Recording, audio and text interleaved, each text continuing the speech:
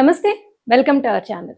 ప్రస్తుతం మనతో senior journalist దాము బాలాజీ గారు ఉన్నారు. వారితో మాట్లాడదాం. సార్ నమస్తే సార్. నమస్తే. కొడుకు, కోడల మీద మోహన్ బాబు గారు కేసు పెట్టినట్టు, అలాగే మంచు మనోజ్ అరెస్ట్ అయినట్టు, కోడలు పరారీలో ఉంది అనే న్యూస్ వస్తుంది సార్. అలాగే అసలు ఈయన ఏంటి జరిగిన విషయం ఏంటి? ఏ విధమైన కేసు ఈయన ఫైల్ చేశారు మోహన్ బాబు? మోహన్ బాబు కి వాళ్ళ కొడుకు మనోజ్కి గొడవ పెద్దదైపోయింది. ఇది ఇంకా మొన్నటి వరకు వాళ్ళు అసలు ఏమి లేదని పిఆర్ బ్యాచ్ మీడియా మీద నిందలు వేయడానికి ట్రై చేశారు. కానీ ఇవాళ వాళ్లే ఓపెన్ గా కంప్లైంట్లు ఒకరి మీద ఒకరు ఇచ్చుకున్నారు. మోహన్ బాబు ఏమో సిపి రాచకొండ సిపికి కంప్లైంట్, కమిషనర్ ఆఫ్ పోలీస్కి కంప్లైంట్ ఇచ్చాడు. ఆ కంప్లైంట్ మొత్తం చదివాను నేను. అందులో ప్రధానంగా ఆయన ఏం చెప్పాడంటే, నా కొడుకు కూతురు కొంతమంది యాంటీ సోషల్ ఎలిమెంట్స్ కలిసి నా మీద దాడికి ట్రై చేశారు. అట్లాగే మాదాపూర్లో నా ఆస్తి ఉంది, ఆఫీస్ ఉంది, ఇల్లుంది, దాన్ని వాళ్ళు కబ్జా చేయడానికి ప్రయత్నించి అక్కడున్న సిబ్బందిని బెదిరించారు, చంపేస్తామని బెదిరించారు. సో నాకు ప్రాణహాని ఉంది, నా కొడుకు వల్ల కూతురు వల్ల ప్రాణహాని ఉంది అనేది ఆయన ప్రధానంగా దాంట్లో చెప్పాడు. అట్లాగే డీటెయిల్గా ఆయన శనివారం ఈ అబ్బాయి మనోజ్ గత కొంతకాలం 4 నెలల నుంచి మా ఇంట్లో ఉంటున్నాడు. అతను శనివారం వెళ్ళిపోయి మళ్ళీ నేను ఎప్పుడూ నిద్రపోయినాక 9కి తర్వాత వచ్చాడు.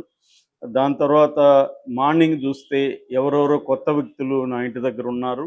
ఎవరు వీళ్ళంతా అంటే వాళ్ళు చెప్పట్లేదు. సో వీళ్ళని ఎవరెవరినో తీసుకొచ్చి నన్ను ఇంట్లో నిర్బంధించడానికి ట్రై చేస్తున్నారు. ఈ లోపల నాకు మాదాపూర్ ఆఫీస్ నుంచి కాల్ వచ్చింది. అక్కడ ఒక 30 మంది దాకా వెళ్ళి అక్కడ ఆఫీస్ని స్వాధీనం చేసుకుని, ఇల్లు స్వాధీనం చేసుకుని, ఇది మా ప్రాపర్టీ, మీకు సంబంధం లేదు, మీరు వెళ్ళిపోండి అని వాళ్ళని బెదిరించి చేస్తున్నారు అనేది ప్రధానమైన ఆరోపణ. దాంతోపాటు ఏంటంటే చిన్న బిడ్డ అంటే వీళ్ళకి మామూలుగా అయితే మోనికాకి ఆల్రెడీ ముందు భర్తతో ఒక బాబు ఉన్నాడు, భైరవ్ రెడ్డి అని. అది కాకుండా వీళ్ళకి 7 నెలలకు ముందు ఒక పాప పుట్టింది. ఆ పాపాన్ని కూడా ఆయా దగ్గర వదిలేసి వీళ్ళిద్దరూ భార్యాభర్త బయటికి వెళ్ళిపోయారు అనే ఆరోపణ కూడా చేశాడు. దాని తర్వాత ఓవరాల్గా అతను చెప్తున్నది ఏమంటే, నా ఆస్తుల్ని వాళ్ళు కబ్జా చేయడానికి ట్రై చేస్తున్నారు అనేది ఒకటి.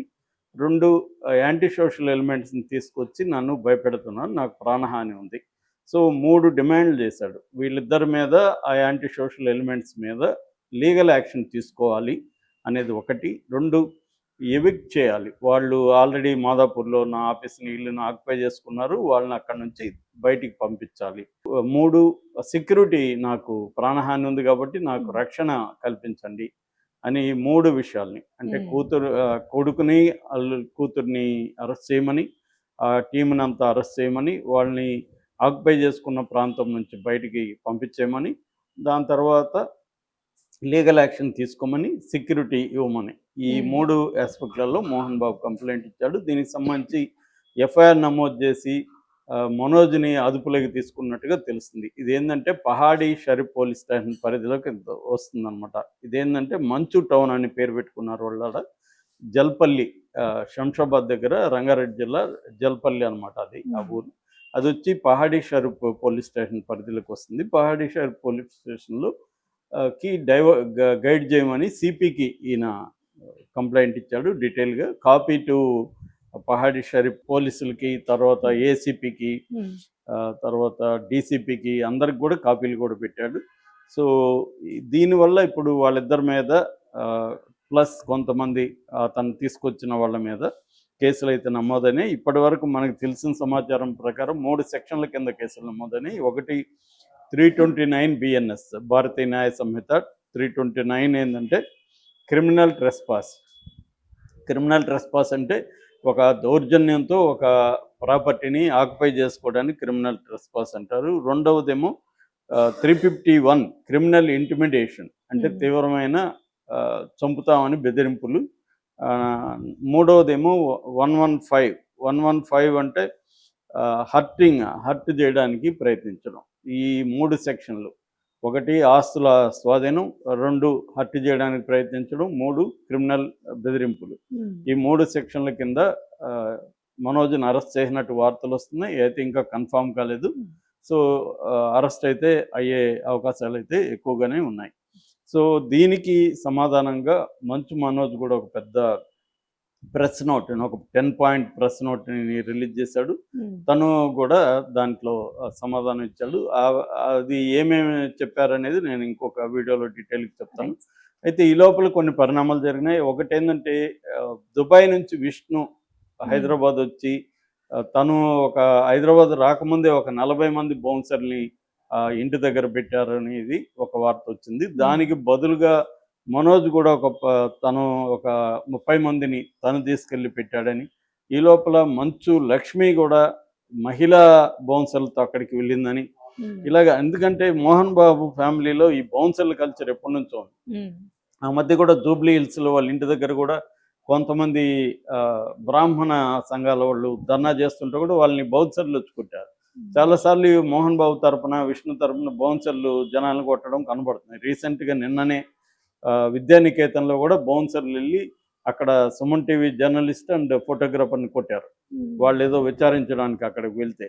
సో ఇలాగ బౌన్సర్ల దాడి అనేది వెరీ రెగ్యులర్. మనం వాళ్ళ సినిమా షూటింగ్లో కూడా నాకు ఒక కో-డైరెక్టర్ ఫ్రెండ్ చెప్పాడు, సీన్ చెప్పాలంటే కూడా మనోజ్కి కానీ విష్ణుకి కానీ సీన్ చెప్పాలంటే కూడా ముందు బౌన్సర్ల పర్మిషన్ తీసుకొని సీన్ వెళ్ళి చెప్పాలి. అలా అంత హంగామా ఉంటుంది. వీళ్ళకి ఎందుకు బౌన్సర్లు అనిపిస్తుంది మాకు, వీళ్ళేమో హడావిడి చేస్తారు. అంటే ఇవాళ ఏమైందంటే బౌన్సర్ని పెట్టుకోవడం ఒక ప్రెస్టేజ్ ఇష్యూ లాగా కూడా మారిపోయింది. ఎట్లయితే గన్మెన్లు చాలా మందికి అవసరం లేకుండా పెట్టుకుంటే ఒక బిల్డప్ ఉంటుంది, భయపడచ్చు, అలాగే వీళ్ళని ఒక భయపెట్టడం ఒకటి, ప్రెస్టేజ్ ఇష్యూ ఒకటి.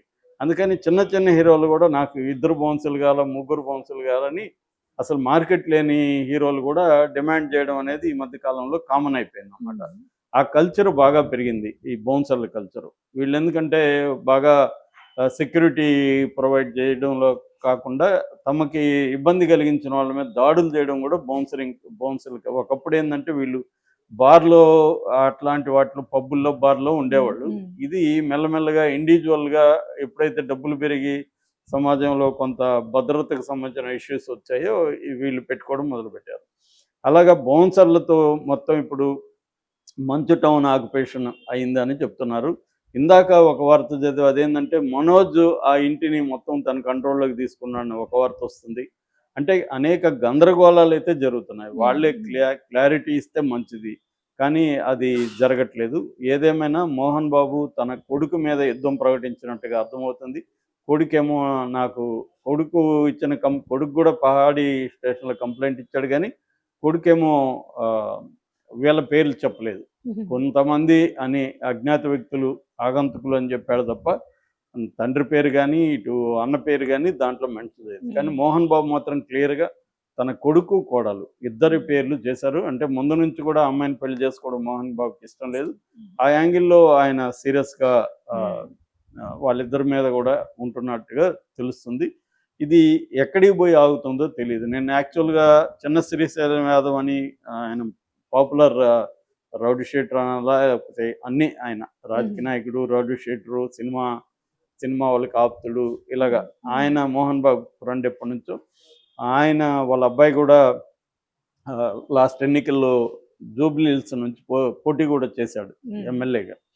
సో అలాగా ఆయన పంచాయతీ చేస్తున్నాడు అని చెప్పారు. బట్